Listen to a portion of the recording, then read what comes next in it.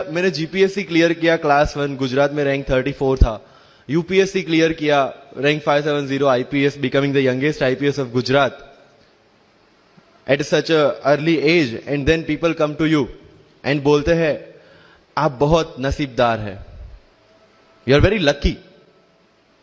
I tell them in reverse, luck favours the brave. कोई अपना luck साथ में लेके नहीं आता, वो बनाना पड़ता है। अगर आपके पास रिस्क लेने का एटीट्यूड है, मैं गुजराती हूं and we know the business, and business का एक ही फंडा है, higher the risk higher the profit. So अगर 8:30 को आपका एक्सीडेंट होता है और 9 o'clock आप मेंस की एग्जाम देने जा सकते हैं, इंटरव्यू से पहले 1 महीने तक आप हॉस्पिटलाइज्ड है और उससे 1 वीक पहले आप दिल्ली जाके उसकी प्रिपरेशन कर सकते हैं, तो luck has to come with you. उसको आना पड़ेगा और आपको आईपीएस बनाना पड़ेगा। लोग बोलते हैं कि एक्सीडेंट के बाद आप जाके आए एंड ऑल, तो द सिंपल था कि मैं एग्जाम के लिए निकला, मेंस मेरा था, सुबह GS3 का पेपर था।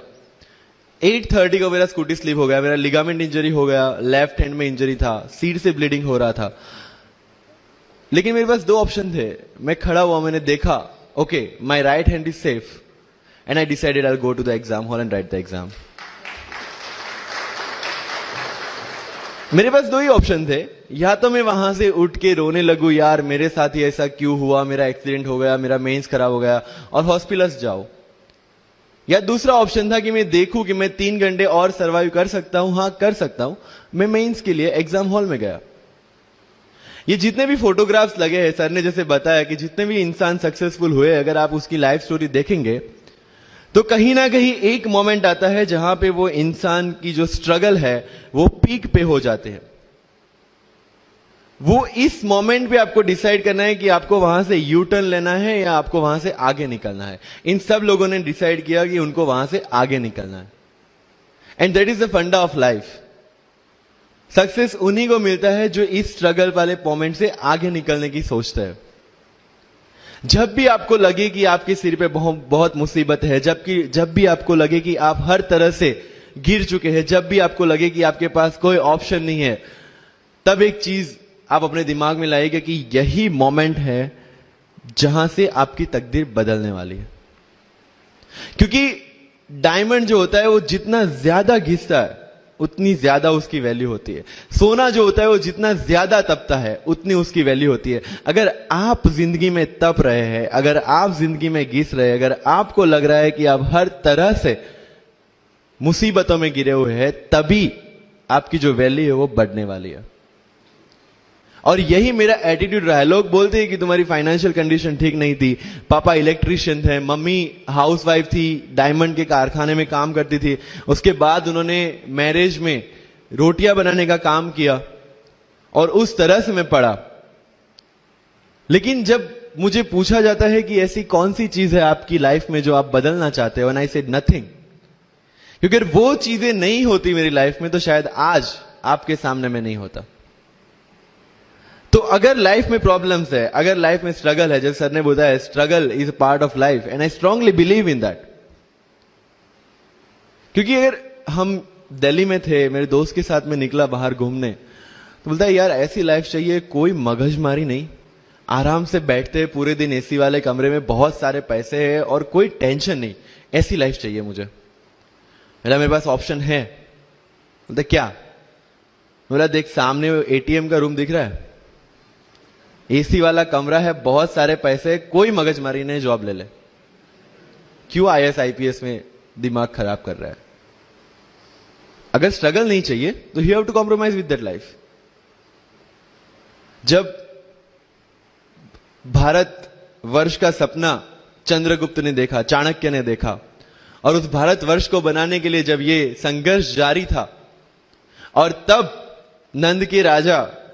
राजा धनानंद की डॉटर दूरदराज से चंद्रगुप्त को प्यार हो जाता है, और जब चाणक्य उनको बोलते कि नहीं तुम्हें उससे दूर रहना है, और तब चंद्रगुप्त बोलता है आचार्य कभी कभी सोचता हूं कि जिंदगी में या ये भारत के सम्राट बनने के लिए इतना त्याग, इतना बलिदान ना देना होता तो।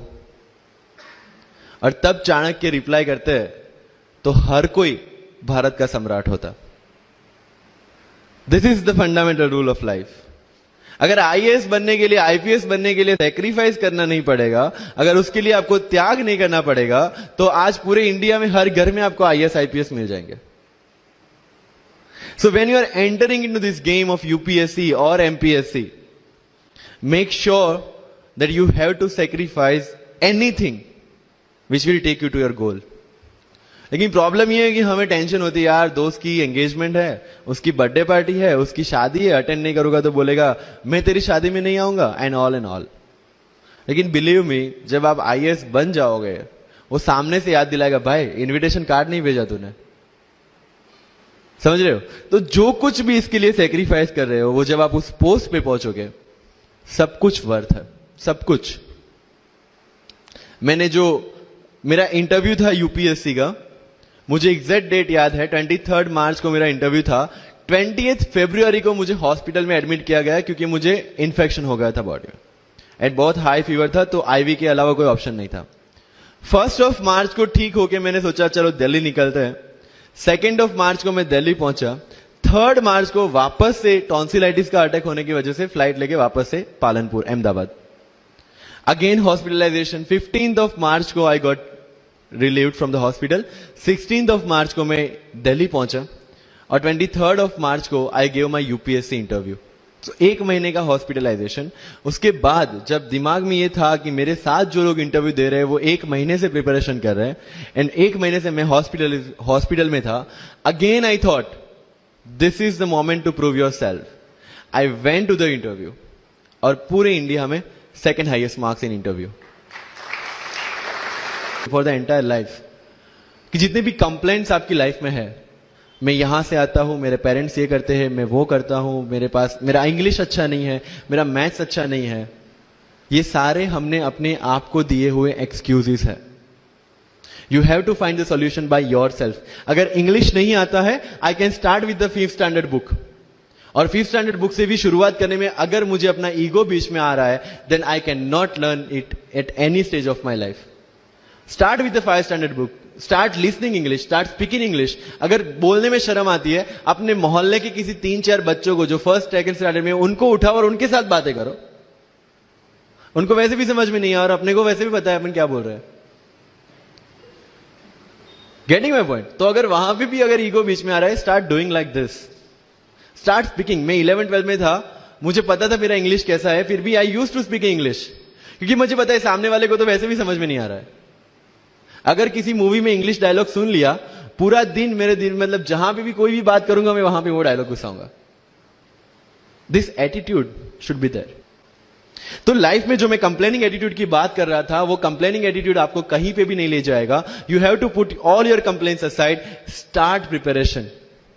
क्योंकि आज तक दुनिया यह मानती थी कि एक भी शब्द बिना बोले हम अपनी बात एक्सप्रेस नहीं कर सकते। तब हमारे साथ थे चार्ली चैपलिन, जिन्होंने एक भी शब्द बिना बोले सारी दुनिया को एंटरटेन किया। आज भी दुनिया जब यह मानती है कि सिर्फ औरतें अच्छा खाना बना सकती है, हमारे सामने संजीव कपूर, जिन्होंने पूरी दुनिया को भारत का स्वाद चखाया। आज भी अगर दुनिया यह मानती है कि अकेले इंसान से कुछ नहीं हो सकता, हमारे सामने महात्मा गांधी, जो अकेले चले थे और पूरा देश उनके पीछे चला था। आज भी दुनिया अगर यह मानती है कि धनवान बनने के लिए धनवान घर में पैदा होना जरूरी है, हमारे सामने धीरूभाई अंबानी, जिन्होंने पूरी दुनिया को एक सपना दिखाया, कर लो दुनिया मुट्ठी में, और आज रिलायंस इंडस्ट्री वर्ल्ड की और इंडिया की सबसे बड़ी इंडस्ट्री है। आज भी दुनिया अगर यह मानती है कि हम कम एज, ज्यादा एज में कुछ नहीं कर सकते, हमारे सामने अमिताभ बच्चन, जो आज भी 1 साल में 3 ब्लॉकबस्टर मूवीज देते हैं। अगर आप ये मानते हैं कि सिविल सर्विस में आने के लिए आपका बैकग्राउंड होना जरूरी है, आपके सामने Shahrukh Khan without any background आज भी बॉलीवुड का बादशाह है। अगर आज तक दुनिया ये मानती थी कि हम सिर्फ धरती पे रहने के लिए बने हैं, हमारे सामने नील आर्मस्ट्रॉन्ग, जो चंद्र पे जाके आए, आज तक हम ये जानते हैं कि हम क्या है, हम क्या बन सकते हैं, ये जानने का टाइम शुरू होता है अब। Thank you so much.